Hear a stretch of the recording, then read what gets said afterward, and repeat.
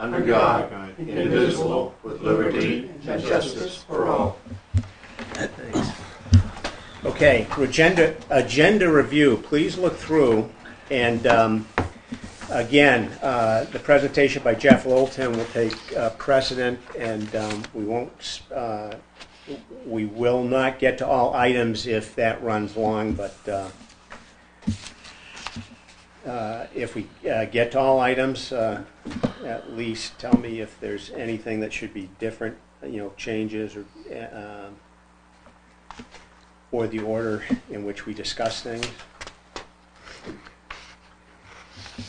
Well, it seems to me that the Gallagher Tree Services is not on the which is sort of revised. Old business. Uh-huh. So we should probably put that in. And in fact, if we could start that off as item 0 on old business. Sounds good. Any other exceptions? I need a motion to accept the agenda. I move the new and revised agenda. Okay, with Gallagher Tree Service as the first item in old business. Second? I'll second. All in favor of reviewing, changing, or accepting the minutes as changed? Aye. Agenda. Okay, good. No opposed. Good. Alrighty, minutes from our meeting of August 16th, was it? Correct. Hopefully you all had a chance to review them at home. I'll accept a motion to accept the minutes.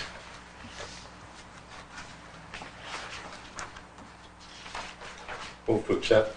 Okay, and I'll accept a second on that. Second. Okay. Anybody need some more time? Any additions, deletions, editorial comments, or corrections? The only thing I had, and this may be a small point, on page 1, under Newport Town Fall Leaf Collection, Schissel gave a synopsis of why the commission was interested. He said that none of the commissioners were knowledgeable. Is that true that none were knowledgeable? Or did Ken? Were you I believe I knew. Yeah, so I'd like the none. Comes one. To most. I'd just like to change that slightly so it does reflect that at least some of us can, Most. especially, pardon me? Most. Say Most, Ken- let's say most of the Maybe commissioners. say Ken Dennis was the only commissioner that had knowledge. Why About not that? Leaf Okay, We could say if that's change true. None Yeah. to one. Okay, how about change to Ken, And none to one. Commissioner Ken Dennis, Simple. and no one else was the only commissioner knowledgeable of the collection program.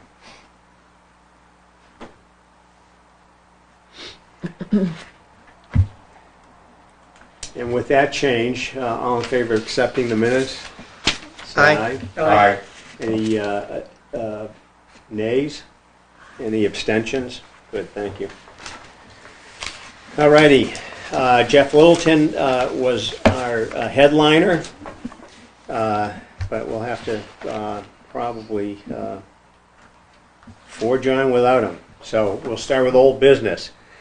Gallagher Tree Service and the contract. This was something that, Linda, you wanted to get on so maybe you could open up the discussion. Well, I only said it was on the old minutes. Yeah. I'm not minutes, agenda. So no, I don't have anything. Okay. Old business? Well, Well, it's never a contract. what we were going to try to find out, and this, I Proposal. think, yeah, and this was an action item for Ms. Donovan to contact Gallagher Tree Service and ask for a copy of the signed contract between Correct. them and the town of Newport. Right. Having not heard from Christina that this was done, it was either not done or she just because of her absence tonight, isn't here to report, I guess, that it was a signed contract that we, I'm not sure Paul knew that there was a signed contract. I thought he just thought it was a proposal. So we need to, they're willing to pay and continue with the proposal, but I'm not sure if there's an official contract. Well, was there a signed contract beyond that first year? I thought it was a signed contract for the progression and My understanding I hope so. Maybe that's the It case. was 1 year. That was my understanding, but I've never seen the document, so I can't. Right. well, it was laid out. It was laid out in a 3 I think he year. was going to Yeah. take it 1 year at a time, though. Well, that's how it That was works. my understanding, yeah. Okay.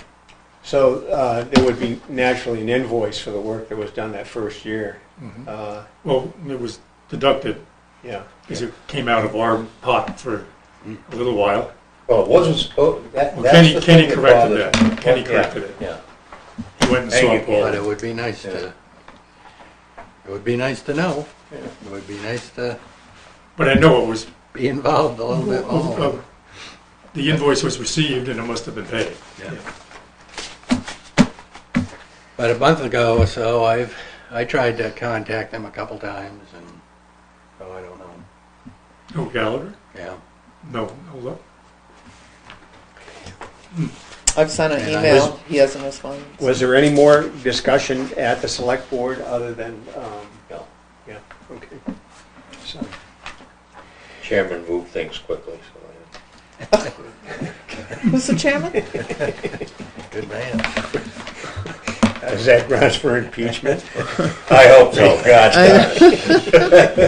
The new I'm doing all I norm. can. The new norm. So All right, well, we will add that again to old business because we should good get, play for Gallagher. in part because that work should be done. Yeah. There Yeah. is Yeah. definitely stuff, That was and the it whole- sounds like the select board is willing to underwrite Yeah. the cost of work, so, Could we have the? go ahead. Could we have the town manager connect with him I'm talking with Paul tomorrow, so and if we have any money left. answers? Well, that was going to be my next one. Yeah. You know, what was the progression of the contract or the contract as well as the proposal, and then is there monies Well, still? we'll find it, yeah. Let's, I mean, we got like 2 or 3 suits going. If we lose all of them, we will shut the down.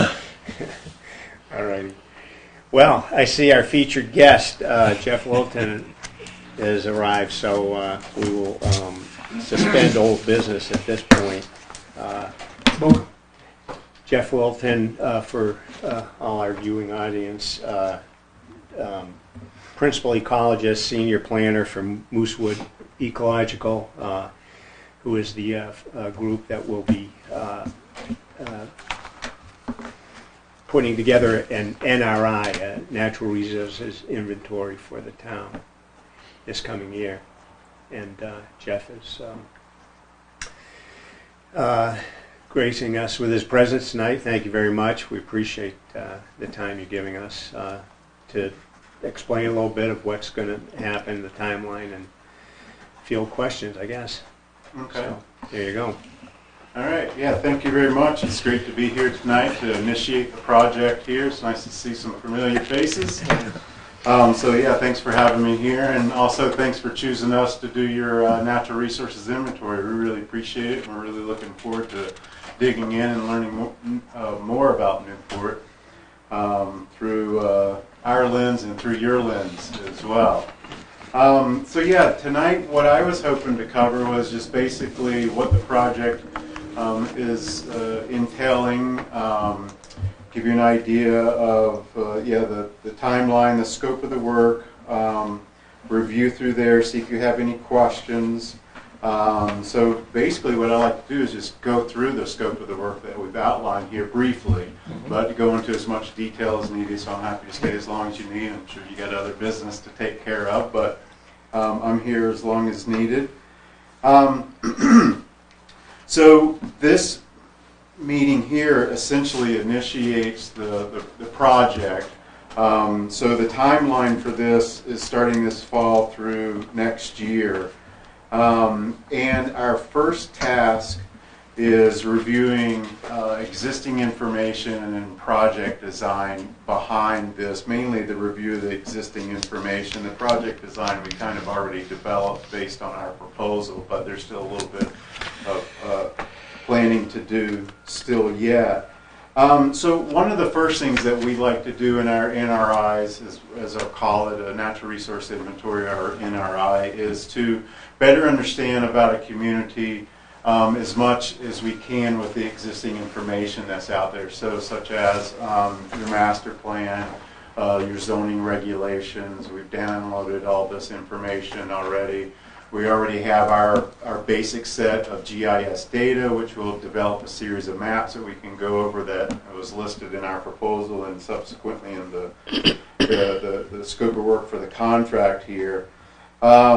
So just anything and everything that we can learn about the community with whatever existing information that's out there. Some of this is easily acquired at our fingertips. Some of this information you may have. It may only be hard copies. It might be some old reports that are sitting in a file.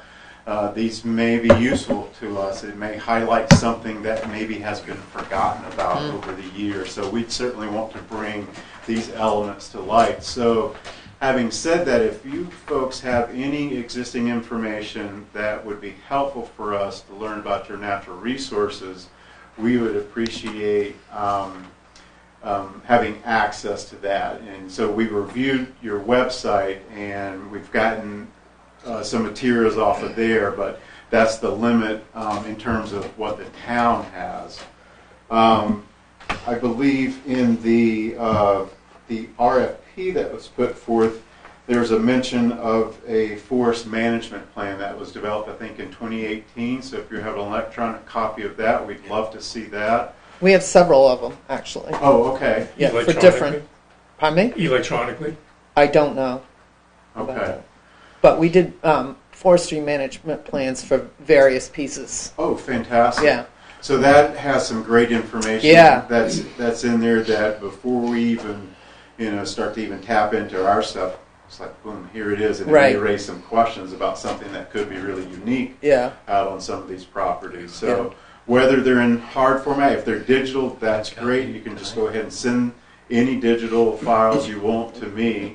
If you have hard copies, if we could either borrow it or we could come here and cruise through it. Sometimes it's easier to borrow it. That way, if we need to make a photocopy of certain pages that we want to keep in our files to make sure we reference later. Do you have access to it? I think we have. You have my copy. Mm-hmm. Is that available here tonight?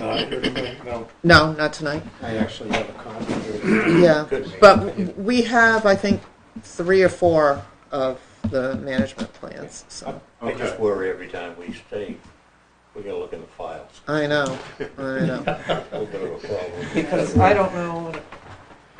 So one of our staff members on our team lives in Marlow, so not too far from here. So if it's only in hard copy, if we can gather these together, maybe get them in a box, then Jamie would be happy to come up and collect those at some point so we can review through those documents. There was also a mention of a new drinking water source hydrogeologic study as well. So that's, if it's new, that's probably in digital format, I would imagine. I would think so. I believe it is, and we're in pretty good shape with that, moving ahead. It's not online yet. Okay.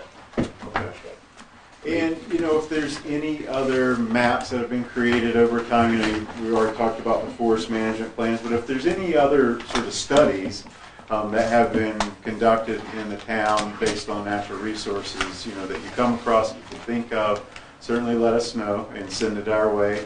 Again, anything digital, you can just send straight to me. Hard copies, somebody will come up and get a copy of it. You ought to, what was it, Gould Pond, or what's Gilman Pond? Gilman Pond, thank you. Gould Pond is the name. We just went through a whole project with that. That's here. Okay. I have that. you know, expanding our water intake. Okay. All we did was move the pipe out. That was major. That's actually in Unity. Unity, but it's our Or source. water source. It's our Okay. water source. Well, that's important to your community, right? So it exists Oh, yes, outside very important. of Newport, Yeah. but it's an important resource for Right. your community. So those elements also are really important to us. But we do have some management aspects to that. Gilman Pond, the town manages that area. The water and sewer, the water department does. Yeah. Yes. Yeah, so it's more than just a water supply. We manage the land. We've done some cutting in that area. Well, that was part of the Plants. plan. Okay. That was So so Newport owns the land. I hope so. Yeah. The watershed, we've- not entirely, Yeah. largely. Okay. One little Yeah, so like that crossing, did management we plan get would be interesting to have There's too. one 'cause little- I it's have, adjacent. yeah, I have that. I found that. Okay, wonderful. And I'll see but I'll have to look for the others. Okay. Any other sort of documents out there that just come across your mind? I have a question. Yeah. The planning board, excuse me, has surveys of all of the of several different plots of land. And many of them show, wetlands Wetlands. and things of that nature. If they are recorded, or even if they're not, I don't know, I'd have to ask Christina about that one. But if they're recorded, you could use that, couldn't you? We have copies of all of those surveys. I don't know if that's something that would be of interest. So the digital data that came from that, so when they did the wetlands delineations, I'm sure that's what these plans show, correct? Because it was some sort of proposed project on there, so Right. they had to delineate Right. these wetlands that might show vernal pools and other types of wetlands. So there will be digital data that's associated with that. Typically, there's not going to be much ecological information in there. Okay. There could be, depending upon the type of project and what was requested of the applicant for that particular project. Maybe they did a wetlands evaluation. But typically, that's not done unless that's part of the agreement going through with the applicant. But if there is a proposed project where wetlands could be impacted or will be impacted, a wetlands delineation is done. And that may trigger, or depending upon the size of it, may or may not trigger a wetlands evaluation that needs to be done. And that would have probably been by the state, on the state level, requesting something like that, or Okay. through you. Otherwise, it's just a map that shows where the wetland is. Now, there's digital data that goes with that. So if we had that digital data, then we can put that into our mapping. Because one of the things we want to do, there's really good wetlands mapping these days. The older version was started around the late 70s. I think around 1979, U.S. Fish and Wildlife Service started mapping all the wetlands and put it in a digital format called the National Wetlands Inventory. And we've always used that, but now there's an enhanced version that has been out for the whole state, so really good data.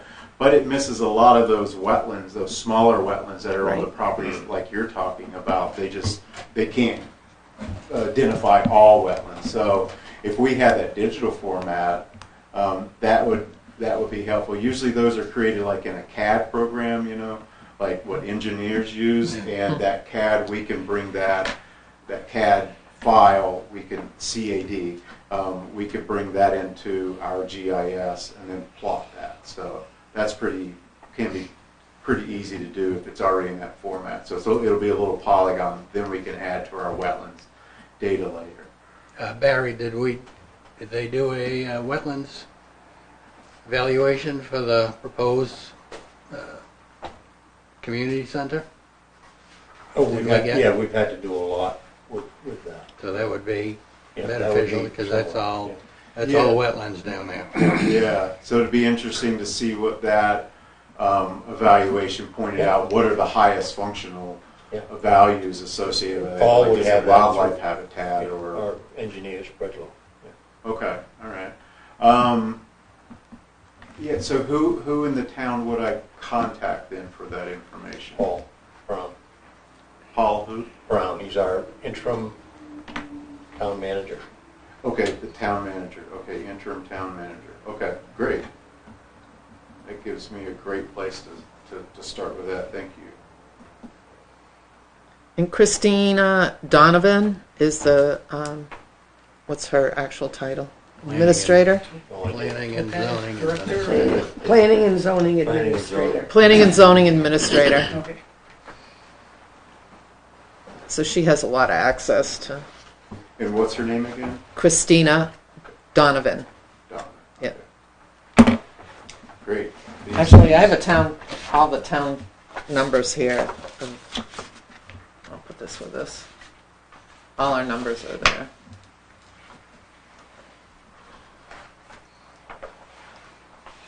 Okay, great. This will be wonderful to see what the town Okay. has and easily acceptable. A question down here at the end. Yeah, well, we do have some background information that was provided by the LCIP when we had 4 conservation parcels Yeah. that were purchased through them, Mm-hmm. the easements or the fee purchase. Would that be of value to you? Yeah, usually there's also these baseline documentation reports or BDRs that are completed for conservation easements. Those may contain some useful information what that data or that information could be useful to us, and it's something we can scan through and figure out what would be important for your NRA to bring that into this report. Absolutely. And we could reach out to the area land trust once we start digging in to see the conservation lands. Is it SPNF or whomever, like Forest Society or what have you, Right. that may own the easements. Maybe you have the easements. Maybe the town has some of these easements. So this is all new information that we'll be digging into. And typically, again, with conservation easements, well, it's required by IRS to show the conservation value. And so that winds up in a baseline documentation report, which goes along with a conservation easement, and then it's typically monitored on a yearly basis. Depends on who's doing the monitoring, what kind of information comes out, but we're happy to take a look at any and all that information, especially those BDRs, because they typically will have maps of the parcel in question and, say, wildlife habitats or maybe other special features, depending upon the skill level of the person that was putting this together and did some of the field work as well. So if you have that information on any properties that the town may own and have a conservation easement, that would be useful. Or if there's someone that I should contact in town as well, obviously I'll be in touch with Paul and Christina. Is there only one copy of that available that you know of That I know of. on those properties? The what? The Yes. Yale properties? Just what's there. Yeah. So we'd have to loan that out to you, Jeff. I don't think we could. Yeah. They're in fun. L-Chip did a very nice job of putting folders Yeah. together for them. Yeah. So, Okay. yeah. Yeah, that would be helpful. Yeah, absolutely. Do you want to give this to him? So you I said put your name on LCIP, so that was a while Right. ago. That's good I kinda because picked up I on that as soon as have you the said Gilman that. It's like, Pond. now it's L. So you have Maple Street and All There's a lot right. of confusion when people yeah, say so L-Chip. that's good. Yeah. Because when it was LCIP, people still used to call it L-Chip. Yeah. Does Fantastic. the forest include the Barton? It does. Oh, good. One other piece that we'll be looking into is acquiring a little bit more detailed information on known occurrences of rare elements in your community, being rare plants, animals, and an exemplary natural community. So I'll be contacting Natural Heritage for that information. That's for our informational purposes only. We can't map these and show where these elements are. In fact, some of the data that we get is so sensitive, they'll just kind of show us the general area. Huh. We can generally figure out. But some of it's pretty sensitive, and so they buffer it a little bit. But it'll give us a little bit better information of where in the town it was associated. The habitats we were all familiar with, but it'd be interesting to know in what parts of the town that these are in, because this will play into the last map when I get to that, the ecologically significant areas. That'll be one piece of data that's important. So we'll be reaching out to Natural Heritage for that data set as well. So that's one other piece of existing information. That'd be pretty detailed in terms of what we call rare elemental occurrences. Again, those being rare plants, animals, and then these exemplary rare natural communities. The next piece, so basically that's what we're doing right now, and over the next month, imagine that we'll have that finished, or the next 2 months anyway. We'll have been able to review through there, grab the materials that you have in hand, and then reach out to you if we have any questions or anything about any of the documents. Really the next task, I'm going to skip to task C that's in the scope here. This is the GIS part, the mapping part of the natural resources. So that will happen next after we review this information, which this is really the main part of your NRI is the mapping part, and then there's the report, the narrative that will go along with that, and I can get into that a little bit more, but there's a series of maps that will be produced for your project, and we're also going to refine some of the data through aerial photography interpretation. And we do have some limited site visits, which is task B in here, the field surveys, which I'll get to in a moment, which will occur next year during the most optimal time to be out in the field, which is roughly spring, April, May, June is the best time. But we'll be developing, such as we'll correct in the Wildlife Action Plan data, which you have a map in your master plan, your current master plan of this from that time. It's been updated since then. But there's simple things in there that we can look at aerials and determine where your shrublands are in the community. Now those are rather ephemeral, right? Unless you maintain it as a shrubland habitat, like where big cuts had occurred and you have early successional shrubland habitat. But then there's right-of-ways, utility right-of-ways in town where we know that there's shrubland habitat because it's maintained, because they don't want them to get tall into the power lines, right? So we'll be mapping shrublands. There's the grassland data layer that we'll correct because there's some known errors in that data set through the Wildlife Action Plan. Let's see, we'll be looking at the wetlands as well, and so we'll see what we can add from that. Mapping active agricultural lands in the community too, through aerial photography interpretation and through our field visits doing roadside surveys based on our aerial photography interpretation of some of these active lands. And this will be something that you guys can help us with too once we develop the draft data and put it into a map. We'll send you out draft maps of all these for your review and input. So this is just some of the data that we'll be creating. We'll want to show your conservation lands and try to be as accurate as possible, so we have a basic data set that we depend upon.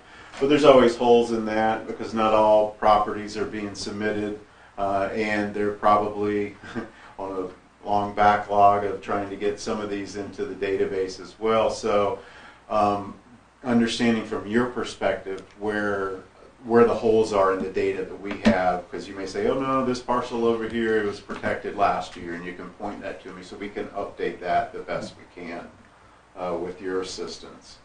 We'll also be creating steep slopes as part of your steep slopes map data layer, so we'll be using this LiDAR data, which is satellite imagery, and if you haven't seen it yet, it's really, really neat. You get to see the surface of the land, and it's really fun for me personally, for me to look at from many different aspects, from the ecological side, but also from past land use history, because we can map stone walls from that, and so that's one of the things that I do with Moosewood Ecological, but also teach about this at Antioch. I've been teaching teaching there since 2007 as an adjunct faculty. So it's like reading the forested landscape stuff. Tom Wessels has produced a book on it. People have heard that. But anyway, you can look at this data and you can actually tell where areas were plowed, even though it might be a forest now. But that was used for cultivation, or maybe it was a hayfield back in the 1800s. So Wow. it's really interesting data. Yeah. And so we'll derive, that would be Stephen. He's our project manager and ecologist. He couldn't be here tonight. He's off at another meeting. You'll get to meet him at some other point. He'll be doing the majority of the GIS mapping. That's one of his big skills, and he also teaches that at Antioch. That's basically the data that we'll be creating from here, as well as some of the information that we may see out in the field. So that brings us to the field surveys, which we have 3 days in there for that. So we'll be sort of opportunistic about that and looking at public lands on that, or doing some, as we're cruising through the town, some roadside surveys as well, especially like with agricultural lands. But we think this is a hayfield, and as we drive by, yep, sure enough, that's a hayfield. So we'll distinguish these various open agricultural lands based on the type of agriculture. Is it row crop, like a cornfield, or is it a hayfield, or is it a pasture, is it an orchard? These things, so we can easily see these from a road and pick them up from the aerials. But so we do have 3 days, and so that will be collecting more small-scale habitat data on the properties that we go to. And so we'd look for you to want to know what you would like to learn more about. Maybe there's a particular town property that you would like to learn a little bit more about, or a couple of these. So we'll be in touch with you, or if you have right now some thoughts on that, because we won't be doing this until springtime, when it's really optimal, when the birds are coming back, the amphibians and reptiles are coming back out. Easiest time of the year to identify a lot of these wildlife species. This is kind of off the wall, but we have 2 solar array systems. Yeah. One that's out, used to be, I guess, a nice field, now it's solar array. Then down here, Growing energy. going out of town, there's a private group. That was Oh, okay. a nice area. Now it's gone. It's solar. So now those are solar. So Yeah, so I don't know if that affects you. It makes Well, me wonder. if it doesn't show up in the aerials, because we'll use the most It will, recent. I think we have 2020 or 2021 is the most current aerials that we can use. Yeah, So they may be in there, but they're not. they're not. So that would be important to find out where those are, because in our air photography, we're looking at it going, oh, that kind of looks like a hayfield or maybe a pasture. And then, but that land use has now changed, so we want to try to show that to the best of our abilities, and that's what you can help us out with these draft maps. And the other part of the field surveys again, it's also for us to get to know the town a little bit better, and also help others that are viewing this report get to know the town a little bit better. So what is a wetland?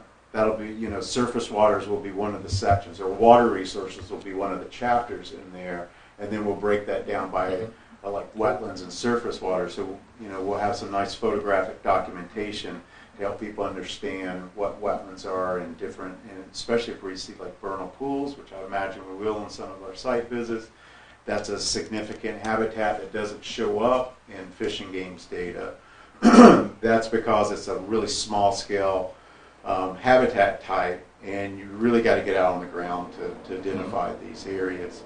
So it's also great information for us to be able to relate to the town about what we're seeing in terms of rarity or special features, but then also the photographs will end up in the report as well, a taste of them, so people get a sense of the community, what these habitats are and why they're important. So presumably you'll give us enough lead time, a few weeks, to give us the specific dates so we can compile a wish list to Yeah, Nice to look at. yeah, depending upon the weather, and we'll time some of this around the vernal pool season, but then there's egg masses that are going to be left in these, but they all develop at different rates. But yeah, so this could be as early as the end of March Yeah. is when we'd get out. So yeah, I'll certainly say, hey, we're going to be heading out in about a month, start doing field work. Are there certain town properties that you would definitely like for us to visit to help you in particular areas of the town forest that might be of interest or has been of question about what is this area over Would any of us be welcome to join on some of Oh, those sure. trips? here? Yeah, absolutely. Yeah, just- These are typically done during the week, Yeah. sometimes maybe on the weekend, depending upon the weather and our Yeah. workload. But absolutely, we certainly welcome you to come along with us. Yeah. And you might be able to help us direct us right to a particular area that the town has a question about or wondering how important or significant it might be. Yeah, two-part question. Sure. Will you know the actual boundaries of the town? Well, we know it from a planning purpose. Right. Yeah. Yeah. So when you go out, are you going to know where you're crossing the town lines? Well, we won't on your go into field. any other town to collect information unless you want something on the town the property that you own in Unity. But if you're talking about how do we know if we're going to be on a town-owned property, Right. Yeah. we know. You will we know have that? Yeah. Yeah, We'll okay. have that data. Okay. And because we don't go on to any other properties. If it's private property, we do not go on there without express permission and signature from the landowner. Right, And we're I not understand. Yeah. wanting access to private properties on this project. So, but yeah, we'll know if we're on or off the property. Well, for example, if we send you out, for example, out on Cat Hole Road, because that to me is a really important part of the town. Are you going to know where the town's boundary line is? If we send you out on a Class 6 Yeah, road, that's what I was yeah, answering. Yes. yeah, you will. Yes. Okay, And we're actually doing even it though as it's an- on a Class 6 road, which is public. So Yeah. Yeah. We have our ways. okay, good. You do Yes. that by GPS or something? GPS, yeah, Okay. and other aerials that Okay. we use. Yeah, and Okay. we actually tag in little waypoints on corners and probably Yeah. mark too, and we can find old markings. Oh, cool. Some Okay. of them are stone walls, but we're also actually working for Claremont in the Cat Hole area. Oh, good. So we're doing Oh, an good. inventory on their town-owned property. Oh, I'm nice. already familiar with Cat Hole. Oh, good. From Okay. 10 or so years ago when we produced the Claremont NRI, we Oh, walked nice. around that area. Yeah. It's really nice. up Yeah, there. yeah. That's a significant area. Yeah. Now, in your work, will you be able to make opinions on what should be preserved? We will be identifying ecologically significant areas in your community. Good. That we because- can really, make impression on people that these pieces need to be Yeah. preserved, In fact, if you, we're also updating Claremont's NRI, so we have two projects that we're working on. Oh, In fact, great. Tomorrow night we'll be in Claremont meeting with their conservation commission. Oh, so cool. I'll inform them that we're working with you guys Yeah. as well and might be up in the Cat Hole area from this side. They'll be thrilled to learn more about it. Well,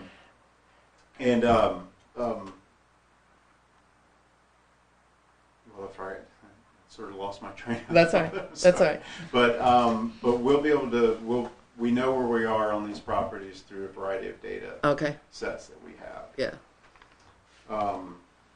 My train of thought, I was thinking You about. started to three talk different- about, you started to talk about the value of, The Oh, I'm sorry. conservations, Right. yeah, yeah. I went off on a tangent there. So That's all right. if you were to look at Claremont's existing NRI that we did, we identified ecologically significant areas in that Great. town. Cat Hole being one of them. Yeah, great. So that's the same idea.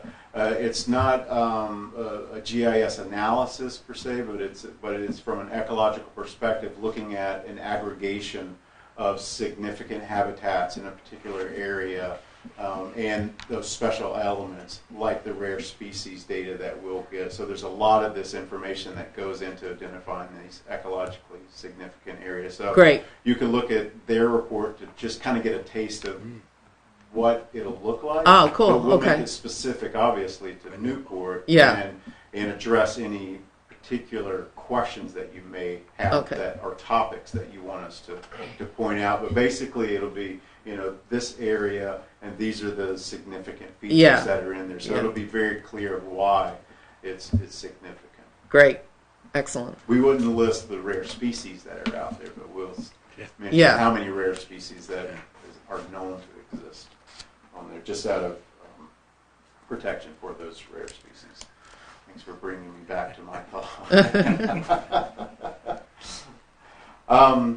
So yeah, there's a series of maps. These are all based on themes, and these will basically flow into the chapters of the NRI itself. So as I mentioned before, there'll be a chapter on water resources. So that'll be everything above the ground, and then in the ground or below the ground. So rivers, streams, ponds, lakes, wetlands. So the surface water and wetland resources, then your groundwater resources. So this stuff is in your master plan, but some of this data has been, like the wetlands data has been updated. We'll be refining it some, hopefully getting some of the data, finer scale wetlands data as well.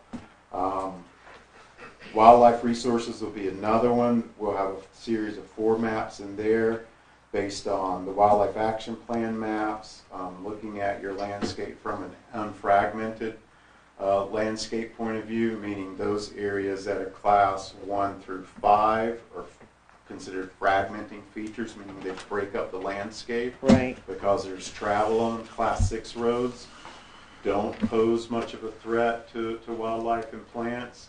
Not many people use them in vehicles. Not like a regular town road would be used as much. Not much for wildlife and human conflict in terms of collisions occurring.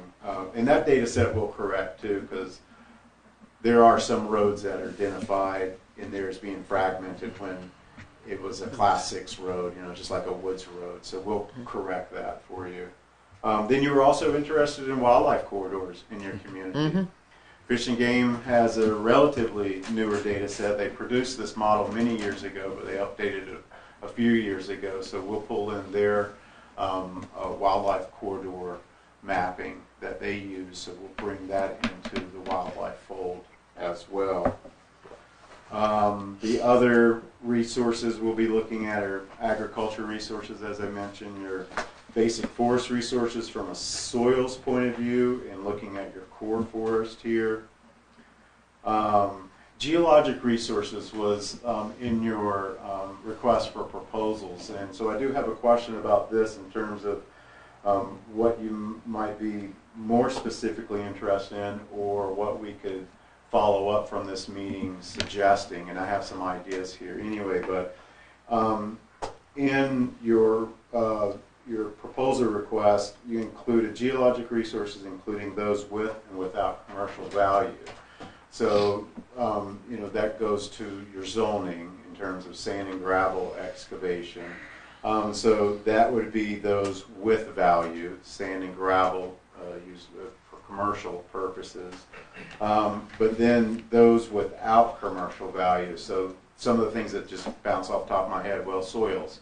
Your bedrock geology, your aquifer data, which is already being captured in groundwater resources, steep slopes being a function, excuse me, of the landscape, that's captured in your steep slopes map. So I guess I want to dig a little bit deeper into maybe some of your thoughts, if you have specific thoughts behind what geologic resources We'd you're like to know if there's any gold, but don't tell anyone. Well, we'll pan a few strings. We have specific sunglasses that we wear that we can see gold specks. So I'll make sure to note if we see any gold nuggets out there. That would be really interesting.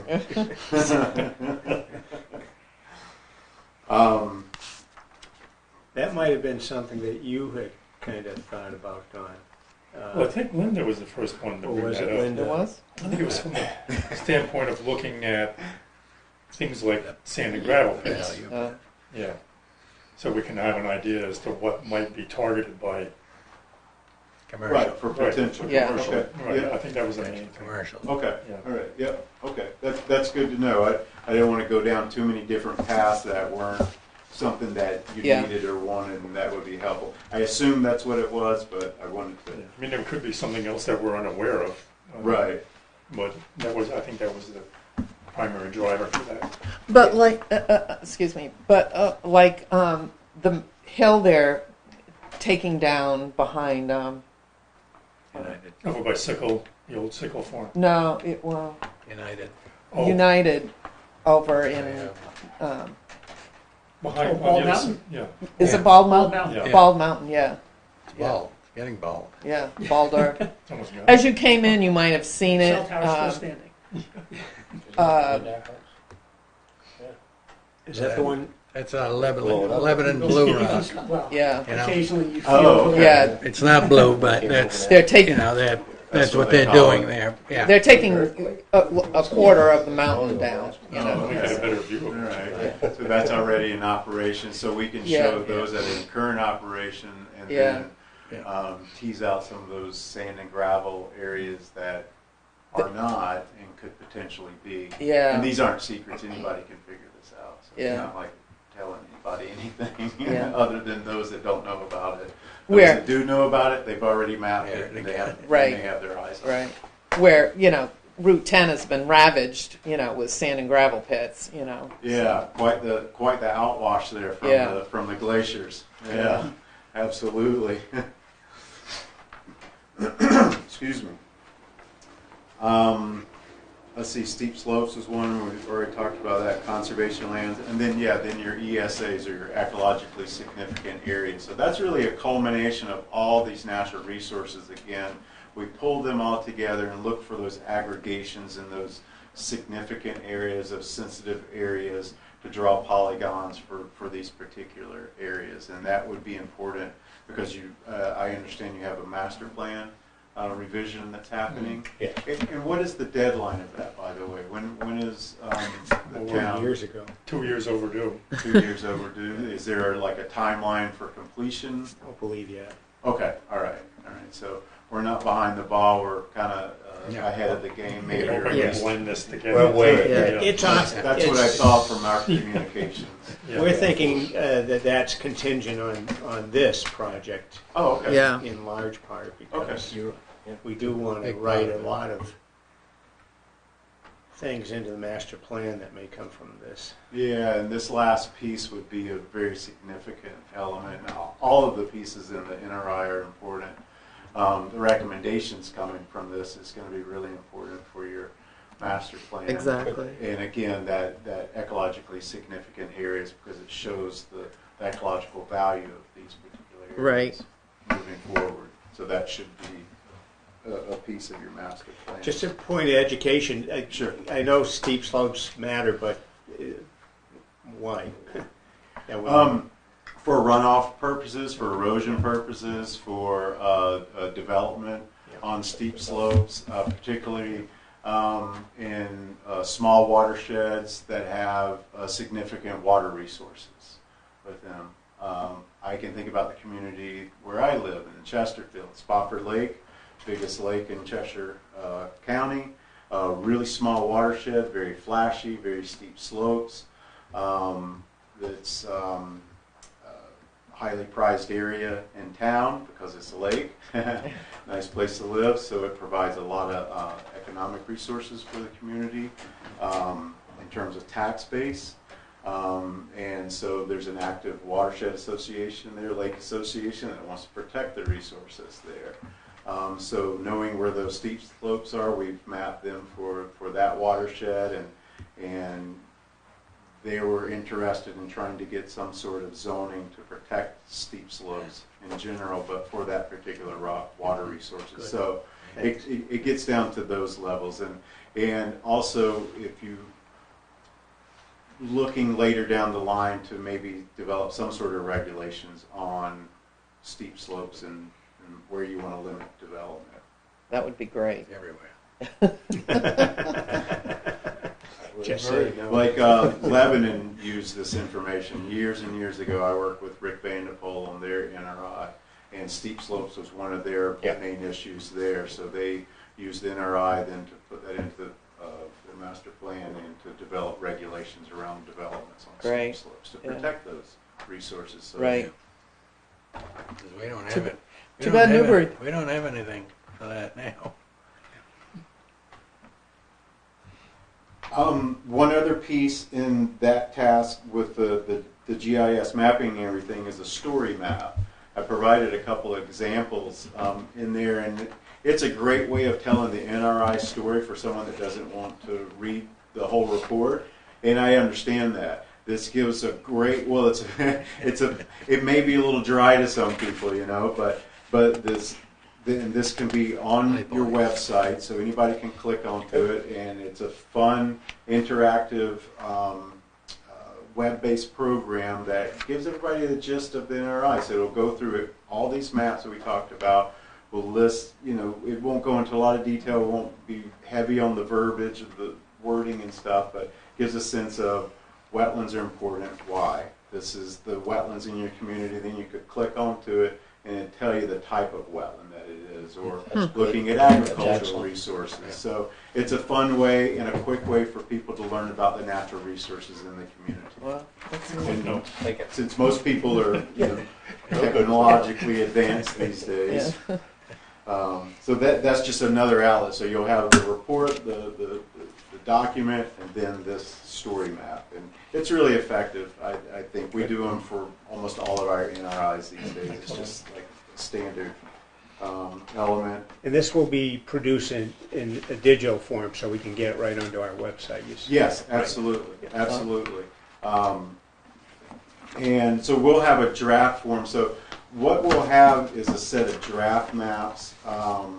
We won't develop the story map until we finalize the maps, because we have to bring all this data in, and it's just more efficient to do that towards the end. But then when we have a draft of that, we'll send that to you so you can review through it and provide us input. But we'll provide you this winter with a draft set of NRI maps, so you can take a look at it and let us know if you have questions. It'll also be things like place names. Are they correct? Because sometimes they're known different locally. That's a good idea. Right? And you want your community to know, Right. instead of looking at a map, go, that's not the name of that road. Yeah. Right. Because there's always errors with road names. There's always errors with place names. And so we want to make these correct so people aren't paying attention to that. They're actually looking at the resources there. And it's these roads, streams, ponds, lakes, and wetlands. We call all this base data, base layer, and that's going to be on all your maps, sort of like in the background. So it provides people with a sense of where it is in the community should they zoom into a map, Yeah. you know, as opposed to looking at where the boundary is, and then they can kind of figure it out. So, you know, those place names are important, but also, again, when it comes down to some of the data, the conservation lands, is the unfragmented lands showing correctly? Are there some class 6 roads that are noted in there? So if there is a map available that the town has that shows where these different classes of roads are, that would be helpful to us. Usually I deal with road agents. I don't know how it's done here in Newport. It's kind of different depending upon each community. But most small communities would have a road agent, so I'll go sit down with them. Sometimes I got a big map just sitting on the wall, Yeah. so I sit at the desk and note down which ones are incorrect. Well, So. it's your lucky day, because our town manager is the road And agent. Excellent. The water superintendent, he's a mechanic. He's, So that's Paul? yeah. All right, well, I'll be getting to know Paul pretty well. then. Yeah. I think we're out this is all right. He's the old finance director, so that's where you're getting your money. Got all sorts of hats, huh? I can understand that. No, you can't, because we can't. Paul can't. And then, so some of that information that we gather out in the field will correct that data on the places that we are able to go to, or maybe even add some vernal pools to that as well. So it'll be a draft set in the winter. We'll add to it, make our edits, then we'll have final ones later in the season. to then go into the report. We'll provide you with a draft report for your review and input. Are we capturing the elements that you're interested? But essentially, it's going to outline the resources. What are they? Why are they important? Give examples of them, where you find them in the town. We'll also quantify, so we'll have some tables in there that shows the different types of wetlands and how many acres there are, so you have numbers that go along with this as well. Less interesting to some people, more interesting to other people, but a good piece of the NRI that quantifies these various elements, like the Wildlife Action Plan, all those different habitat types, they'll have acreages associated with them as well.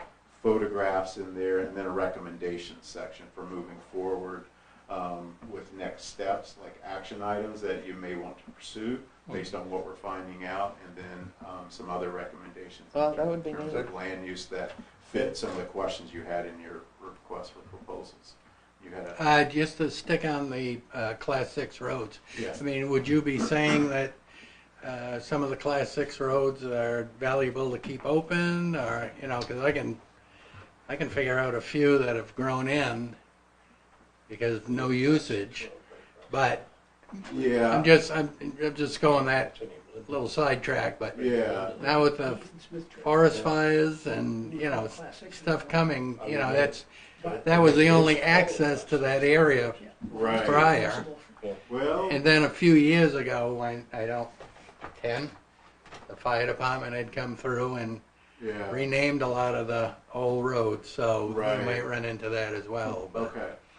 but I was just, my question was, would you put a value on, say, class roads that are in areas that might not have any access, like Cat Hole? Yeah. If Cat Hole started to grow in, that's the only access out there. You Yeah. have to worry about that. No, I know. I'm If just it's a trying to public say. road What and I'm it's trying to say publicly is, accessible, then that would be, I can think about it in terms of recreational resources for your community. Yeah. With the other trails that you have, Class 6 roads also act as trails since they are public property. If it's a true Class 6 road, right? Yeah. Whether they're thrown up, that it's now just a trail and they have gates and bars on there, or they still Class 6 roads. So well, recreation is that's it. important. I mean, recreational But- people don't realize that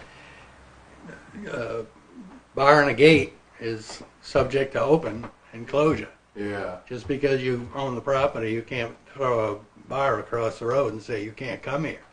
Some do. Motorized, oh, they do, but Like an old tractor, just look, it broke down right there. I'm right across that. Old skidders sitting at the entrance at the end of the road, right there, the Class 6 road where it turns. Oh yeah. Are you going to touch upon recreation areas? That wasn't part of it. If that's important to you, we can. It was interesting to me at the Apple Pie Festival. We had one of the biggest topics of conversation was hiking trails. And hiking. people from out of town were coming here to hike. Well, Sullivan County's had a big initiative on Yeah. identifying all the hiking trails in the county and promoting them from an economic standpoint. Yeah. Because we have a good map that shows a lot of Oh, yeah. trails that we Right, yes. If you want us to, we'd be happy to make a map. If you already have one, we can just take that Oh, we data have a and put map. it into That's our pretty good. format, Yeah. have that base data on there that I'm talking about. That'll be all on the maps, and we can show regular walking trails and those Class 6 roads that are public roads. So it would look at your recreational resources. There's some data that's available in terms of. PJ Lovely would be good at that, helping. So we'd be happy if you can, if you know where that map is, then there should be a data source on there, then we can contact whomever that created that map to find out how we can get that digital information. So that'd be pretty easy, and we'd be happy to certainly do that, and we can create a short section on the recreational resources here. We've included those in NRIs. Those are all those things that are important to you as a community. So there's no one way of going about an NRI. We sort of have our basic Rail approach, trails. but you have certain aspects that are of interest to you. Like geologic resources sometimes aren't added on NRIs. You have a specific reason, particularly from a sand and gravel earth excavation point of view. We actually have a ski jump. So that's all we Yeah, got. so we could show that on there as well. Well, it might be falling down there. You don't want to be showing that. No, You don't want to be showing that. All right, I'm just making a note here. We can work up a recreation resources map and include that in the section. yeah, Yeah, that's It'd be good. good in the master plan. yeah. PJ Lovely, he's our recreation director. He'd be Oh. good with that. Snowmobile trails, which I think the state of New Hampshire has As a state. Yeah. some State. data on that. I'm going to get to know a lot of folks here in Newport, huh? Yeah. PJ, Paul, Christina, you guys. This is great, though. This is the kind of information that we're looking for from you guys. So we got a good Yeah. jump on it. And the last things are there'll be another meeting towards the middle of this process for us to check in. I'm always happy to make other meetings as needed if you need to, but just in the scope here, we put in for 2 meetings now and then halfway through the project. And then I think there's going to be a series of presentations that you're interested in. I recall roughly like 3 of them. So however they fall, work out. So that would be something that we could do in the fall of next year, even though the final report hasn't been done. But as long as we're to a point that we're basically there so we can present the findings, based on your input. So we could start to do that during the fall time, which is usually better than the summer because everybody's trying to get out and Yeah. go hiking in these areas or go paddling or, head up to the Whites and what have you. But fall time is always a great time. Winter can be too, as long as we don't have too much of a storm. But so the timeline, so the project's initiated now. Our most immediate goals are to start reviewing the existing information, gather the information that you have as well, and to start the GIS mapping and the data development over the winter time. And as soon as we have a draft set of maps, we'll submit those to you in an electronic format in a PDF so you can review them. And we'd be happy to come then at that point too to actually even project the maps if you would like to. Specifically if there's some that you would like to go over, like an aerial photograph will be on there and it's part of it. That's just to help people kind of get a sense of Newport from as the crow flies, as you can see where roads are and lakes and ponds and stuff. But it might be you may have questions or something about the wetlands map or some other maps that we can project and go over and even correct during that meeting. That could take some time, just so you're aware, but we'd be happy to come up and do that in person. Sometimes that's a little easier depending upon the level of change that we need to do. Those are the most immediate steps that we'll be working towards right now. And each month I'm happy to give you, I can send in, typically we bill on a monthly basis as the work we do. If for some reason in a month we don't really do that much, you may not see an invoice from me. But I'm always happy to send something at the beginning of the month to talk about the progress that we did so you're up to date every time. So when you come to this meeting, you can share the information with one another, discuss it, see if you have any questions or need to get back to me. Any questions? Do you have a card? I don't. Not on me. I'm asking for my wife. Oh, She wants to talk with you about working with Fall Mountain High School, where they want to map their forest lands over there. oh, absolutely. Be happy to talk with them. Yeah, we work with a lot of schools, and yeah, that would be wonderful. Yeah, sorry, I don't have a card on me, but Don knows how to get a hold of me. Oh, I got it right here. Okay. Yeah. Yeah, feel free to pass that along to her and have her give me a call or email, whatever the best way. She's the CP director over there, so. Oh, okay. And they've got all kinds of, things that fly around and everything, if they want help mapping it, so. Sure, yeah, we'd be happy to. That'd be great. I have a couple of areas in town that I'd like to for identification. Okay. So one is the railroad path that we've talked about that goes into Claremont, the railroad tracks. Okay. And I know it's extended in a couple of directions from the center of town, one towards Claremont and then one towards Sunapee. So, Oh, okay. and then I think it's Pike Mountain. Is that where Elephant Rock is? Yes. Oh, Yeah. yeah. So Pike Pike Mountain, Lake Hill. Pike Hill, and that goes into eventually Claremont, I think. Those are all Class 6 roads. over Yeah, there. yeah. But these are okay. certain areas of town that I think are really important for you to look at. Oh, okay. And then Cat Hole Road, you already know. And then the Page Hill area, isn't it up in here? Goes over into Goshen. Yeah, yeah. Page Hill area that goes over towards Goshen. Okay. There's a lot of forested area over in that way. And then the what's the by the Ruger Estate, that road off of Croydon Brook. Croydon Brook Road. Yeah, Croydon Brook Road up. Okay. Ruger donated a lot of land up in there. It's fishing game land. Yeah. He didn't Yeah. donate anything. Well, whatever. It was Yeah. bought by the state. Okay. Oh, Yeah. yeah. But- It's a big chunk of land. Yeah. Yeah. So that's up on the end of. Across, That's more. you go up through the the Cornish covered Turnpike. bridge. Yeah. That's yeah. the Cornish Those. Turnpike. Yeah. Letters, right? Those, So it's that those whole fishing area game I land. think is important. 3,400 acres. Yeah. Yeah. Shape. So that. Okay. Okay. All right. Yeah. So if- that's if it's like fishing 4 or game, 5 I'll also reach out to them to see what information they're willing to. It's Yeah. relatively new. It's only about, 2 years old? Yeah. Oh, Big, okay. big. Yeah. 13 Yeah, I was years wondering old. if I land. hadn't heard of it. Is Yeah. part of the how much of that is in Newport? I think that parcel's 1,300 acres. It bridges the town line with Croydon. I Yeah. think we only have about 700 acres of that. Oh, okay. 5 or Something 6, like that, 7. yeah. Okay. Something like that. But Yeah. there's, and there's a nice wetland there too. Yeah. Yeah. But those are, I think, the corners, in Newport that really deserve attention. So, Okay. All right. Great. Thank you. This is exactly what we're looking Good. for. Okay. Yeah, because you know the landscape here, and Right. so do other people in the community. Right. Head out and walk around, fish, hunt, snowmobile. All the folks that are getting out and about. We'll go up to Elephant Rock. That would be a good one, like you said. And that's neat that you knew Cat Hall Road. So. Okay. Good.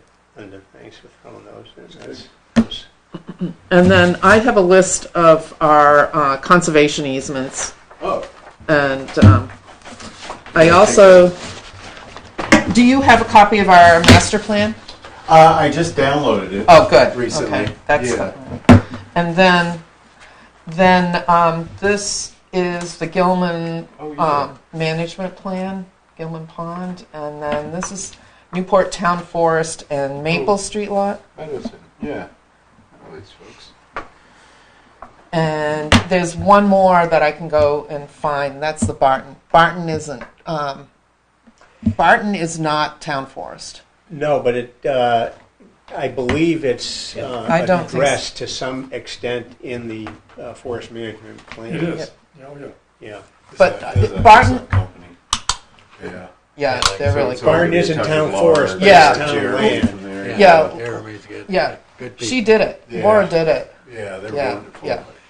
The May I? Maple Street Cemetery land, there's 22 acres that we have up in there that they want to log with horses in the winter. Oh, wow. So Yeah. Who wants to?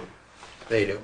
They want to. Laura- If we Laura Meadow French. Yeah. if we forest it, Yeah. they would like to do it with horses. Laura was willing to do that.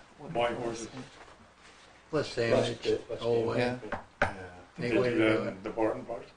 Barton parcel? No, that was. No. Screener. And Jeremy did Yeah. the logging on the Gilman Gilman. Pond. Oh, yeah, I'll give them a call. Yeah, they're- He's yeah, good, Just yeah. see what they know. Yeah. You know, I mean, I'll look through here, but I'll just have a Yeah, phone he's- conversation with them too. Yeah. They may have this all digital too. Yeah, You know. they probably do. Yeah. Yeah, I know Yeah. that. Yeah.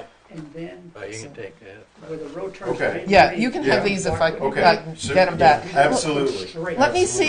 can't find it. No, I think It's it's. parallel. I think it's separate. Three. Yeah, okay. And you can I've drive got an there. idea now where it is. So Oh, these are great. the other These two are pieces. listed by Yeah. Who has it? So yes, a Forest Society, Upper Valley, Right, Town. Great. right. Now we're organized. That's the one we've seen She's before, it's not a hundred. She's This, organized. this would, you would have gotten this from Christina anyway. You think so that? You think that's Does good? that Wait have till you meet Beaver Paul. Pond? That's not a hundred It's percent gonna keep me accurate. busy. I went through that, but Paul's amazing. Well, Yeah. it's a guide Linda, anyways. does that have Beaver Paul's got Pond stuff on on his it? desk that high. Beaver If you Pond ask him, Farm. he asked me about you. no. Because that's Upper Valley, that was private. That's why you That was never want to Upper Valley, organize yeah. things. A lot of those aren't Yeah, there, it's so over. they're I'm sure Somebody he'll else. find I that, went but I into can put the that, old town that manager's down. office. Beaver Pond. He's got files here. At least we can do a first pass through with that Right. data and make sure that to add these Hunter two first, if they're not maybe on like there. 3 days. Land trust. Yes. We were all getting ready for a Monday meeting. That's Upper Should Valley. we be large enough property, but that's a different. How come No, nobody's ever got they do- Paul they to do clean it. his Oh, let office? me see if I can find this last management That's so plan. he knows where. If not, it was. I'm gonna get it. Some of it's from the Never got it Forest done. Society. It's my mother's conservation The easement. one thing he said, never got it done. Hand it It's down, actually right? a couple of dozen parcels that are in conservation. Hey, Ken, could you help me turn the lights on? I looked at your website, I see you have a lot of Antioch graduates who work for you. Yeah, most of them are my students. Yeah. Good. Handpicked. In fact, Stephen was one of them. Jamie, who lives in Marlow, she was doing an internship with us, and she stayed on, so we're keeping her on as an ecologist. She's finishing up her degree at Antioch as well. She's really into plants an awful lot. Yeah, we have a really great team. Altogether, there's 8 of us, including me. A couple of them focus on a particular division of ours, Nativescapes, which we work is sort of a separate division that works on habitat restoration, enhancement, creation, working with all sorts of landowners on improving wildlife habitat and creating pollinator habitat and bringing that side into it. But we're a pretty diverse group of folks with skill sets in all sorts of areas, either being generalist or herpetologists that's on our board, on our team as well. And so they're dedicated, fun, really into their work, and I'm very honored to be able to work with them. And most of them, we've been working together for, some of them. Actually, Laura Deming, she used to work with New Hampshire Audubon for many years. I met her in 1999 doing work for Audubon up in the White Mountains doing bird surveys. Then later, probably 6 years ago, she started working with us. So we have a diverse group of team. Yeah.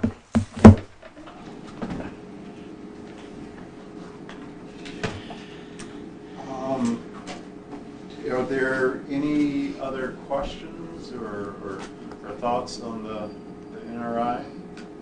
Still, we're in good hands. Thank you. Yeah, well, thanks for coming, and when Linda gets whatever Sure. for you, we'll, Yeah, absolutely. yeah. Yeah, thank you. Yeah, This is thank going to you. be a lot of fun, so I'll follow up as needed from here and let you know how things are going. Good. Thank you. You do Right. kind of suggest that we hold off on the master plan. I would think it makes sense to do these in sequence. Yeah, I mean, The master plan is overdue already by 2 years. and, Yeah. I don't know what the impetus will be to get moving on that. Planning board, Planning board. they're actually the group that's responsible. Yeah. Right. Let's say that they really start to move forward. Is it, well, maybe this is something you know or don't, how we can integrate things after the fact, if they're moving forward. Yeah, just let us know how things are progressing, or if there's someone that we should talk to. Certainly let me know. I'm happy to make a phone call and see what the timeline might be, what the needs are. So any point along the way, happy to talk to anybody and share information as we've been creating it. We really want a lot of this incorporated that's necessary for planning. Absolutely, absolutely. Some folks, you could just also adopt it as an amendment to your master plan as well. Obviously, that has to go through the planning board, that they would adopt it as an amendment. It's nice to just have it right in the document. Some communities, like I was down in Fitzway and we're doing some work, they have it as more of a live document that's being updated as information kind of comes in, apparently. I haven't quite heard of that yet. The plan or the NRI? The master plan. Yeah. Yeah, so it has information that's being updated, especially because, there's new stuff you learn about, and all of a sudden it wasn't in the master plan, that it was just produced last year, but it's really significant and relates to the master plan, the goals and objectives in the master plan, maybe specifically in the natural resources section that's learned about later that changes some ideas about ecologically significant areas. So that's good to keep live and updated as well. So. Did you get what you need for? I got a binder. Oh, okay. This is a bound copy of Gilman Forest. I'll take one. Oh, okay. Yep. So the one you're missing Did you? is yeah, I gave Oh, that. to okay. All right. I just want to make sure I didn't take something that was. Yeah. Oh, wrong one. That's the one. Yeah, you want that one. And so the one you're looking for is Barton from Laura. Oh, okay. Okay.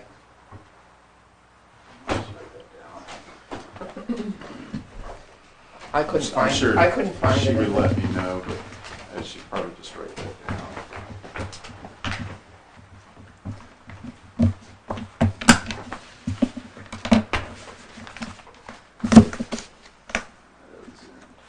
Actually, a student of mine and an intern, she worked with those folks at Meadows Inn for years. Really? Yeah. She's not working with them now, but her name was Laura too. Okay, once again, thank you, Jeff. Yeah, so much. Yeah, Thank thank you. you Yes. so much. Thank you for your time, and look Yeah. forward to working Yeah. on this. And I'll be in Fun touch, and working you with certainly contact me as needed. And my wife will be in touch with you. Sounds great. Thank you. Very Have a good. Thank evening. you. Thank you. Happy wife, happy life. Okay, well, we're still going to keep to getting out of here at 8. All right, Barry. All right, well, let's say a half hour. Let's shoot for 8:20 at the latest. We can always carry over things. Given that we did, once again, look at the agenda, and if there's anything that's really any one of you wanted to get, specifically want to talk to tonight, let me know. Otherwise, we'll just check them off as we go. So where are we with the gravel pit? Well, I guess that means we'll just Number one. go in sequence. I went by there today, and they are moving some earth. Okay, well, let me tell you what we know about the gravel pit. And they've cleared a bunch of trees on the backside of it. Number one, I called Mark Brunel and asked, can I go up and look over the operation with you? And he was very gracious and met me up there, and we looked at what's been done and what's going to be done.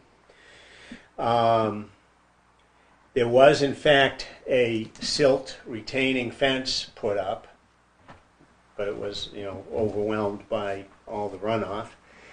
I have talked with Jeff Lucharczyk at DES, who was in receipt of our wetlands complaint, although for some reason it got sent to the alteration of terrain people.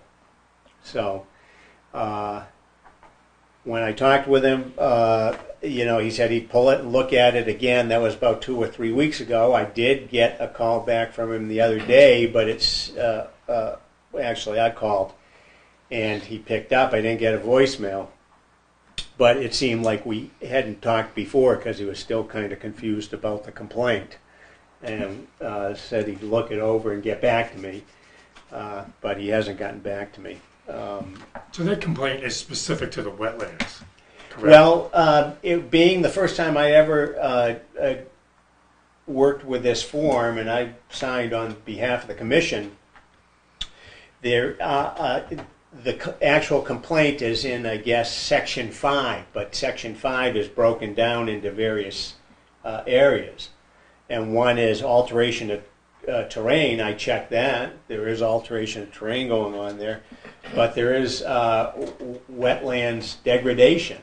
I checked that. You know, my sense was I was supposed to be checking everything, but I guess it either goes to the guy who's water or it goes to the guy who's, you know, gravel. But then there's a whole separate section of, it's not even part of DES, for sand and gravel. That's and I did speak yesterday with a man by the name of Steve Griffin, who is the sand and gravel guy, specifically to identify operations because the state gets a tax. They get revenue, and he was just happening through town a couple weeks ago, and that lot caught his eye. He said, "That's something I've never seen before." He actually called us, called Christina, said, "What's going on up on North Newport?" Nothing. Nothing. Not a thing. I have to say, though, he is a real public servant. You know, every time I called him, he called me right back. Of course, it was phone tag, but we finally got together.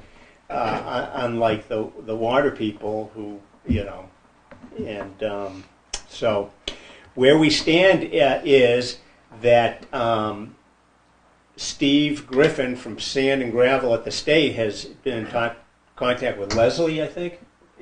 Who's in the tax department down here? Leslie. Because this was a parcel that was under current use and would have to go through a change Menu. land. Was it Lust? Lust. Land change. Land use change tax. Is that Yeah. Looked. Yeah. Lust.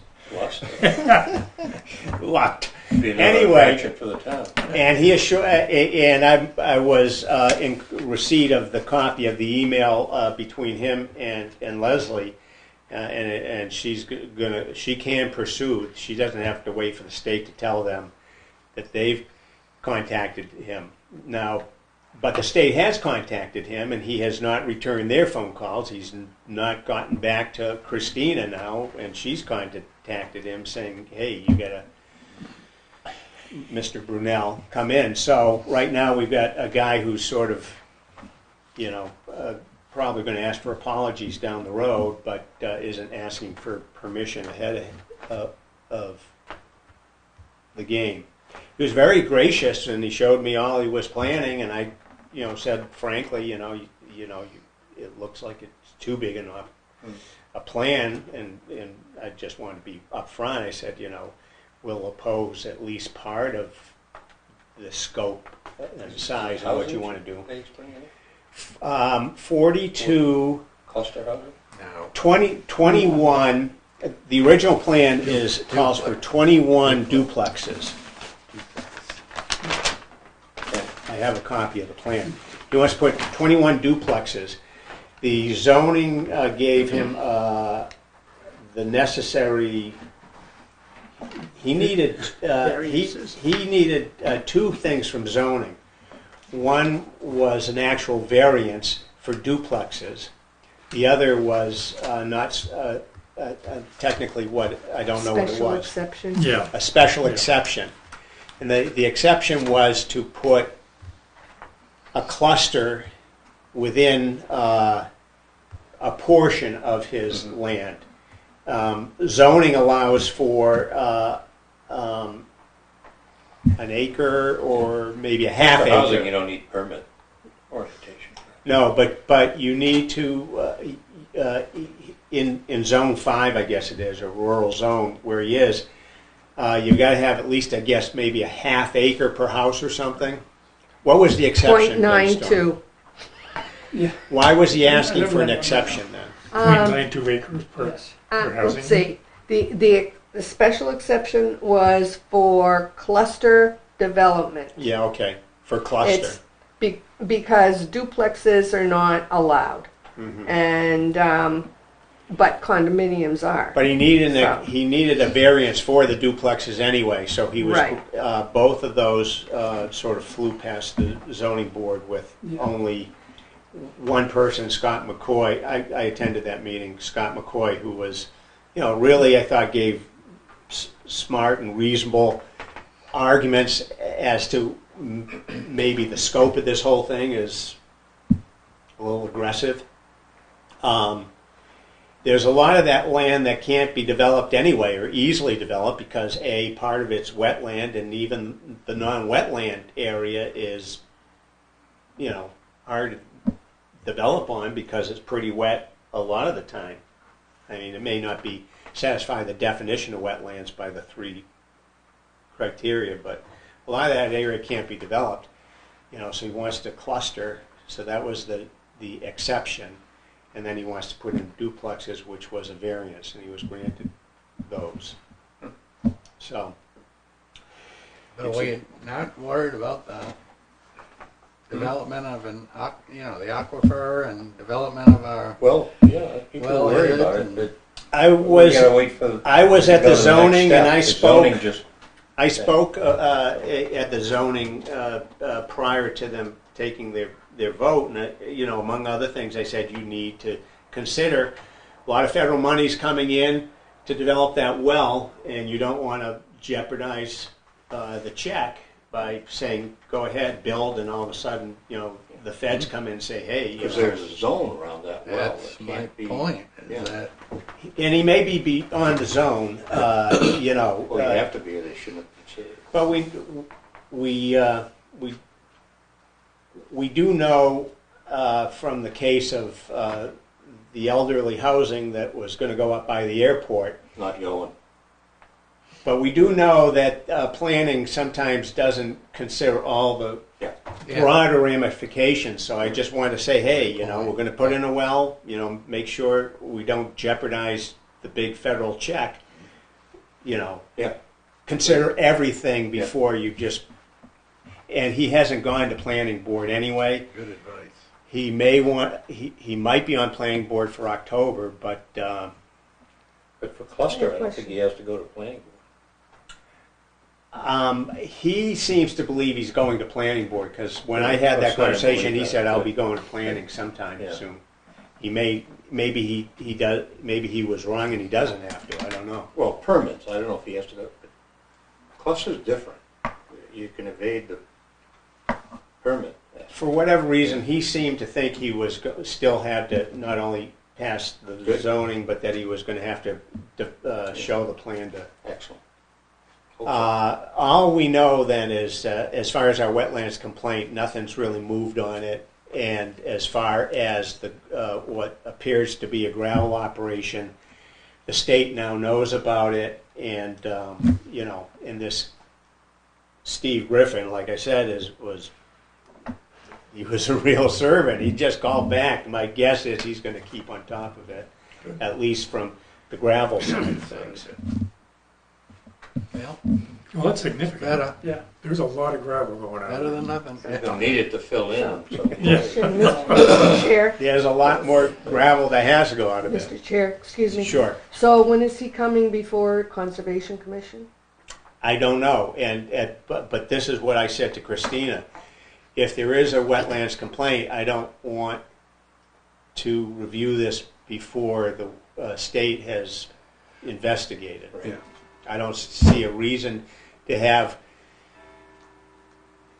Let's just take the scenario that it's all going to move forward, but it needs planning, it needs Conservation Commission to sign off, or just bless or not bless. I don't want to do that. I don't think we should do that until the state has told us what they think about the wetlands. Yeah. Good advice. That's what I think. There was one other thing. I suppose. But, okay, I'm sorry. There was something I. Well, thanks for all your work on that. You've been- Yeah, actually, he's a nice guy, but I'm easily schmoozed We're all nice. too. I was like,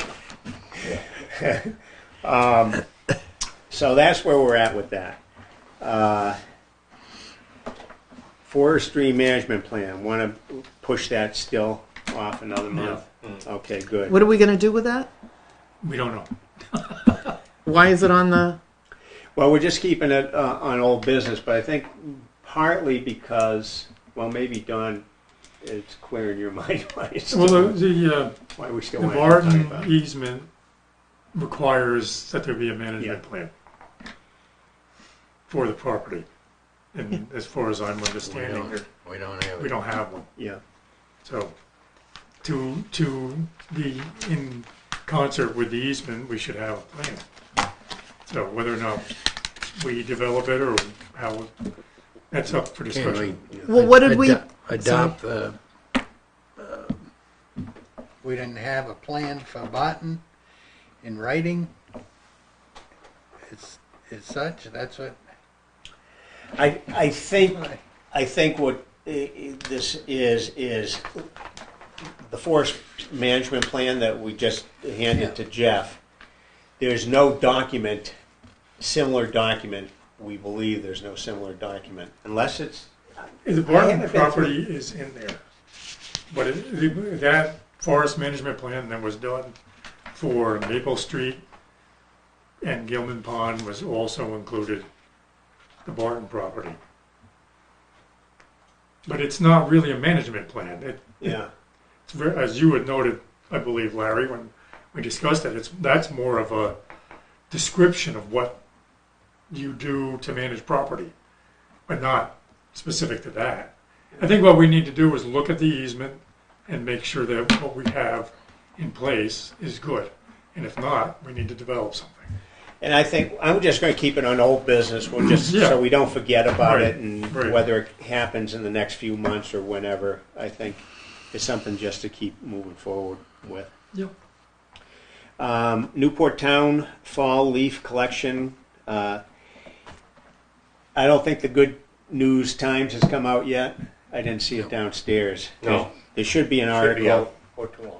Yeah, so look for it on your newsstands. You It should wrote be- something, Larry? I did. I tried. I actually took a bike ride into the water treatment plant and asked Arnold if I could take a picture, but he said no. I don't know if he he's doesn't. I don't know if he's like a vampire. Yeah, he doesn't Won't do show up on film or what.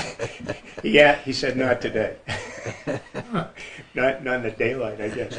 But I happened to get Jonathan Flynn, and I got a picture of him, and I took a few pictures around the composting piles. So there should be an article Quite a that bit. shows up. Very good, thank you. It was fun. It was a nice day for a bike ride. Yeah. I've actually ridden in. I don't know if that's Putnam Road, but out to the water treatment. That's a treatment Yeah. plant on it. And I caught a bald eagle flying Oh, yeah. down upriver, actually, in there. Yeah, there's 2 or 3 of that. Yeah, it was. Pretty neat. Oh, there's a big bird going past. It wasn't on this particular bike ride, but a different one. Number 4, ongoing discussion of parcel for easement acquisition. We can put that off. Suffice it to say, though, Ken and I went out and spoke with Peter Franklin. I was going to say, we should at least touch on that. We Yeah. have. So I don't know if you want to speak to Go what ahead. that visit with Peter. Go. I You was got it. going to give you the Ken and I met with Peter, sort of facilitated by John Lunn, who is a good friend, and from time to time Peter mentions I'd like to do something with land. Here's a map, and these are the 3 parcels that Peter owns. The one on the left, which would be sort of on the, I guess, the westerly side of Unity Road, perhaps that is. This is house. Is his house, but he has 2 parcels that bookend the river on the Unity Road side of the river. And they're nice little parcels. I think Peter is still just sort of on the fence of whether he wants I think to. he's on the fence, and I think he's getting forgetful about what he Yeah. wants to. We should have. He should have reached out prior. I don't want to be pushy about it. But I believe there's things, I believe Peter has a vision for the lots on the river and had almost in the fashion of a park. park.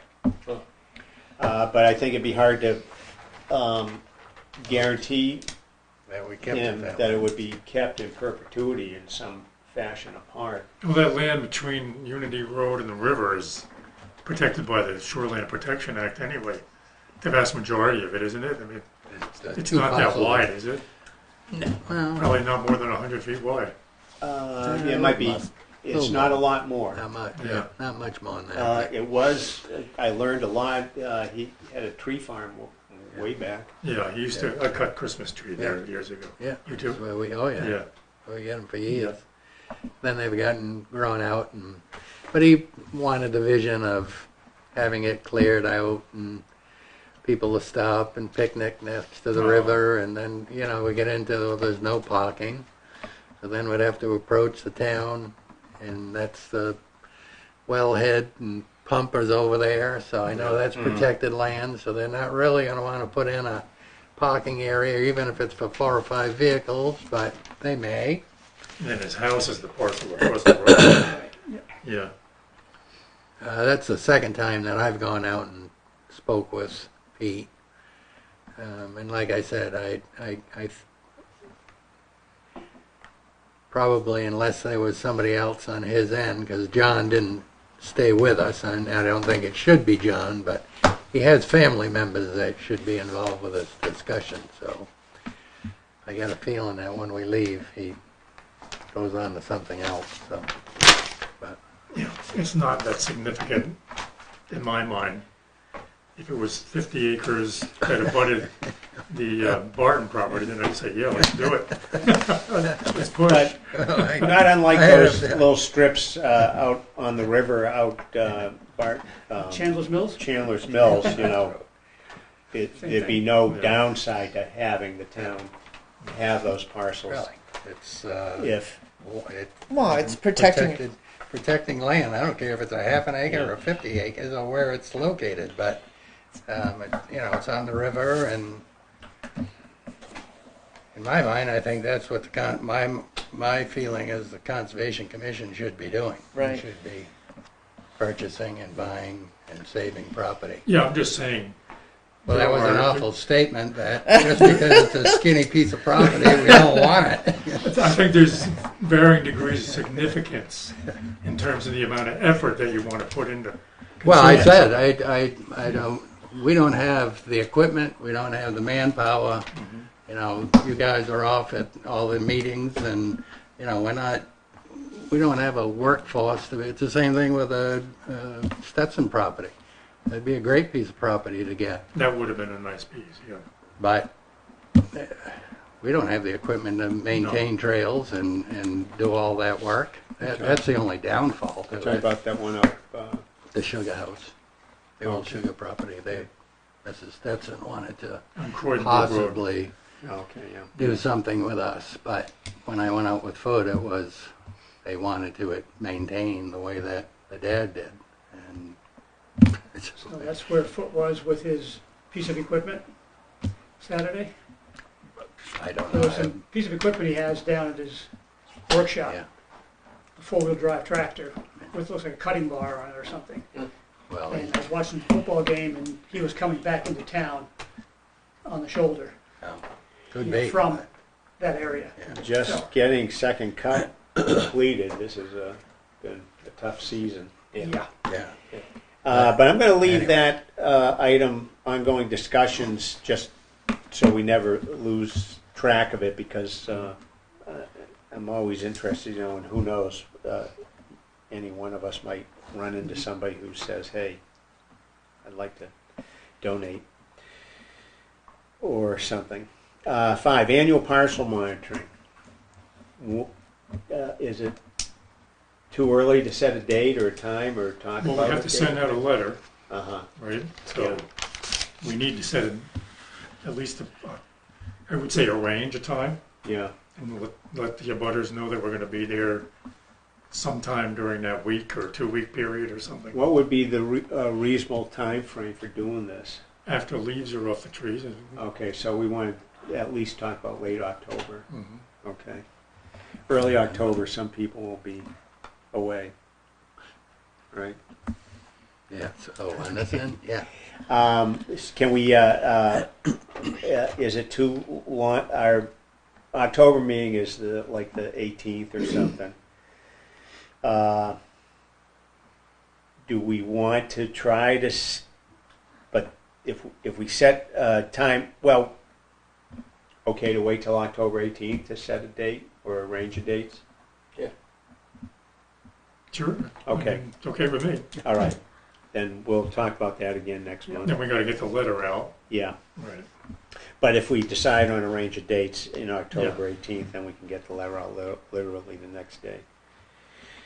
The Raymond Holden easement. I think, Don, you wanted to get that on the... Yeah, I just wanted to let everybody know that Paul Brown was given all the documentation on that. So that's in his court. And I also spoke with Hagebusch, Jerry Hagebusch, just to let him know, to give him a heads up. So I showed him the documentation on that, so both parties know what the problem is. Okay. Thank you. Community outreach. You spoke a little bit about this, Barry, but anything more to throw in? Well, yeah, a fair amount of people dropped by. Nice. They were interested in a variety of things that were going on in town. There was more people from out of town stopped in. Nice. Again, the biggest thing was trails. They wanted to know. They were actually, many of them were going to go hiking that day after they left. So, I think it's important for us to be there, and I think it was somewhat of a success. Did you have trail maps to give? Well, no. Or just Told them to one take a picture of it. plasticized map to take a picture? Yeah, we told them to take a picture. But we should. Pictures There are work. maps, though, Yeah. aren't there, that are Oh, yes. at the kiosks and stuff. Yeah, And I told them. Winter and I hung them. Yeah, Yeah. yeah. Yeah. We got So, a bunch. I told them where to go and how to start at it, and they were pleased to do that. So just along those lines, if I may, the Sullivan County actually has initiated a project. I was just describing that a little earlier. And they put out their plan, their trails plan, it's available. And they have a map of all the trails by each community in Sullivan County. And Newport is represented. They're not exactly accurate. Where is that Entirely. online? Oh, yeah. Yeah, I sent you that information a long time ago. Oh yeah. Yeah. Yeah. Of course I remember. Well, they were having public forums and online. Yeah. I can forward that if you'd like. Yeah, Yeah. please. To all of us. Did anybody want to speak to future projects or ways we might do some more outreach? Or Yeah, I'd like to set up a booth. Like, I sent around a picture with the Chester, Vermont Conservation Committee. uh-huh. They have a booth. They have they just like at the farmers market. They put up a easy up, and they have printed documents like trail maps and like this from the Newbury. Somebody passed that out a while back, but trifold map. So these are things that I'm wondering how we can go about developing that for The Apple Pie Festival. the next season. Yeah, Yeah. because there might be multiple You opportunities. want to get on it quickly, Yeah. because they fill up, or we want to get on it quickly, because they fill up, and we were always lucky to get in. We were last minute Lucy'sville. Well, the apple pie and the farmers market. I don't know what venues are available to do like a booth in the springtime. I don't know if there's any fairs or Yeah, the farmers market, I think, might be too frequent, yeah. and frankly, it doesn't look like it's that very well attended anyway these days. Periodically though. Yeah, but Depends on the weather and the day and. there's a couple of events, but we need to come up with a plan for making a banner. And I mean, I have an easy up. I could donate an easy up. We can, getting a trifold brochure and some maps printed up. Yeah. Okay, well, let's keep that on the, I like that. and work for the coming year, by January. We'll talk about it from time. I'll keep it on the old business, and Okay. by January or February, maybe we'll have a real plan. I think one of the things that, if you were interested, on Tuesdays at 8:10, we have a town forum. We go in as the selectmen, but we're not always available. So, I mean, if you wanted to kind of move in on that every once in a while, once a month maybe, and talk with Steve. Is that with Smith? On the radio, yeah. Steve Smith?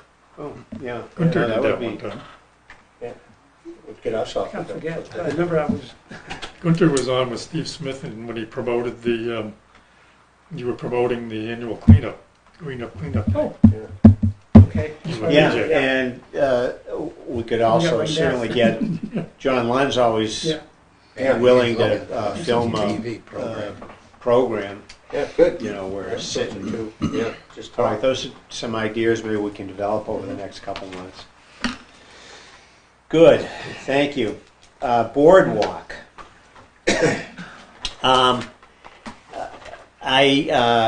At last meeting, we decided that the parties of interest were the Conservation Commission, the Rec Center, and the Technical Center. I don't know if there were other players we thought were important. We talked about convening a meeting. So I talked with PJ Lovely. He texted back, all in, ready to go to the boardwalk, to do some cleaning up and whatnot. I have not been able to get Sam Nelson to call me back. I've left at least 2 written messages, well, 1 written message and another message with the front desk, and left numerous voicemails, and I can't seem to get Sam to call me. Because it seemed, I was hopeful that we'd be able to announce tonight to the public, we might have a cleanup day up there. I walked the boardwalk with PJ, and Sam Nelson has a tool to correct some of the leaning areas. There's a little bit of railing that could be fixed with the existing materials. Maybe not much more new material needs to be added to the railing, and there's a lot of overhang. And I was hoping that this might be also something that would happen in the next couple weeks, because the school is going to want to use the boardwalk. But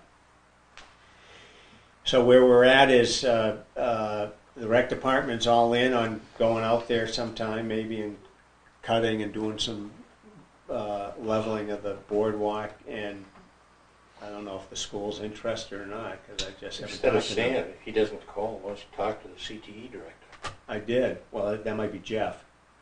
Jeff? Jeff Miller? Who's the He's CTE the athletic director? director. Who's CTE? Perry. I left a Eric message. Eric Perry is the CT. I left a message with a gentleman who answered the phone, and I don't know who that was. The He's a good next guy. person to call is the superintendent. Yeah.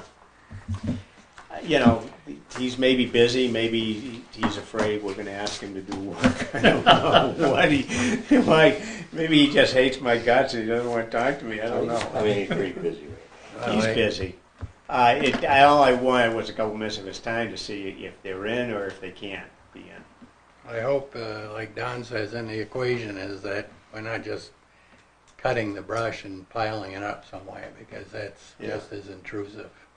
No, we certainly have to cut overhangs, because you can't walk Right. on the boardwalk right now without ducking. But you don't want to just create a hedgerow, and so as you're walking along, you're just looking in the shrubbery. Right, exactly. But right now we're not doing anything unless we want to set a date and see how many of us. Again, I was hopeful to get something out to the public to say, hey, Saturday morning, whatever, bring your tools and meet, make it a public kind of thing. similar to like green cleanup day in the spring, but we'll put that off, and I'll try to get in touch with Sam, and I'll let you guys know. And if there's a day that any one of or more of us are available and want to just go down on a Saturday or Sunday or something, and really do some serious. Sam has the tool which is necessary to do the leveling of the boardwalks. Isn't it just an Allen wrench? There's a special. It might be. I had a dock one time. I had a little cap, had those fittings, simple Allen wrench. I should mention that I spoke with Nancy Parson to begin all this, and then I went back to the library and I got all the. I got the Conservation Commission reports back from the 90s. Move it up. And way back then, it was really the Conservation Commission, and they would scab help from the Technical Center or the International Work Camp. Did an awful lot of this from year to year. But the Conservation Commission really had a commanding role in taking and maintaining the boardwalk back then. So. Well, I think they might have gotten a grant to actually have that. Yeah, but I think it was her father's vision or something. There was something that Nancy was. Parson. Yeah. Yeah. And then I think he may have even started it, but then they got grant monies and. So. Thing is, it's not just this year; it's next year and the year after, because it's going to grow back. So, yeah. I mean, I'm more than happy to help at a work group.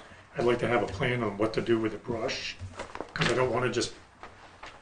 I've seen some of the trail maintenance that gets done in the town forest. Next thing you know, there's just a huge mound of brush sitting there. It's not aesthetically pleasing. Yeah. Pinnacle? Yeah. That's a good. Yeah. That was a bunch of. Yeah. Yeah. Okay. Well, I'll keep trying to get in touch with Sam. I'll keep PJ on the line, and then maybe we can convene a work party sometime. Hopefully soon. Any other old business people want to talk about? Communications I can put off till next month. Nothing's important. And under new business, I don't think there's anything new unless somebody has some new business they want to talk about. I do want to say one thing, thinking ahead. And because of this North Newport, North Main Street, I'd like to get a warrant this year for zoning to zone a buffer. I went to the planning board and, Mark Brunel, or the zoning board meeting, and Mark Brunel and his engineer said quite rightly, you guys don't have any buffers, so we can build right up to the edge of the wetland. I think one initiative this coming year at town meeting, I'd like to see a warrant article for a zoning change for buffer around wetlands. I don't know how we go about that. Barry can probably get back to us. There's no rush. Warrants don't have to be in for a bit. Yeah. And I don't know a couple how. of different ways, but we can get a warrant, but you want to specify what the buffer What it is. is. Yeah, what it is. And I don't know if that has to come from the zoning commission or Be helpful board or if it what. did. We present it to them, and it'd be Yeah. helpful if it came from them. Yeah. When do warrants have to be Just ready to go? Before March. Yeah. Okay, so we've got a few months. So Oh yeah. I'm going to maybe go to the next zoning meeting. I don't know when, and unless somebody else wants to, and pitch that idea. I think you're going to have Excuse to me. draft language for an ordinance. Right, but I think as a starter, we might just want to pitch the idea. Hey, we want to move forward with something like this year. And also, it is a zoning ordinance, but the planning board is in charge of that. Okay. They're the ones that bring, like the shed ordinance, they're the ones who brought that forward. All of the other zoning ordinances, the planning board has to bring it to the town. Okay. Linda, you were going to say something? I believe in New London, their buffer includes trees. Any trees cut within the buffer has to be approved by the town, Yeah. and if something's cut, it has to be replaced. Something has to be replaced. Yeah. Do they have one that we could look at? Don't know. Oh. Don't know.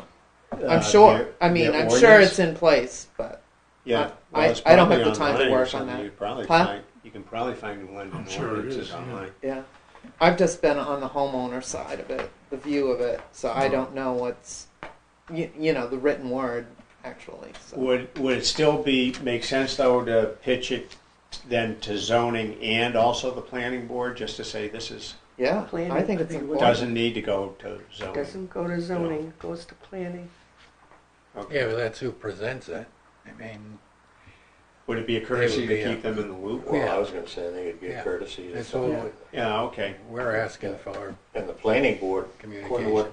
Gunther passed out, planning board and zoning board are gonna try to work a little closer together. Yeah. Yeah. At least the planning board. Well then, do I have sort of a consensus Yeah. that one, Yeah. or if not me, one of us should go to one meeting and another? And only right now, just, hey, this is coming down the line, we really want to work on an ordinance with you, but we want to get something on the warrants for next year.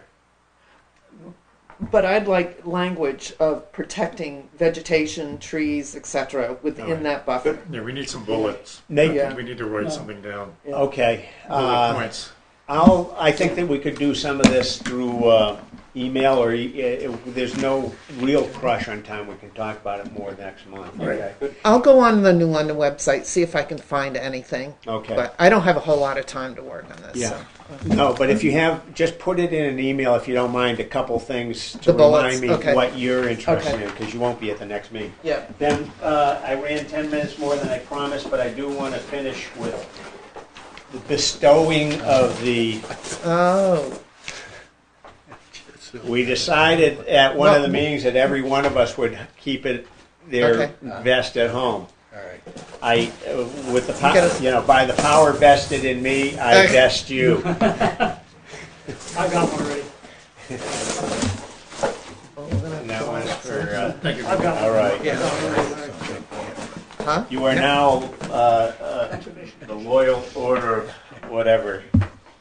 And just for the public, and congratulations, since our last meeting last month, Don not only became a grandfather for the first time, but a Yeah. father-in-law for the second time. Yes. So, Wow. All within 5 days.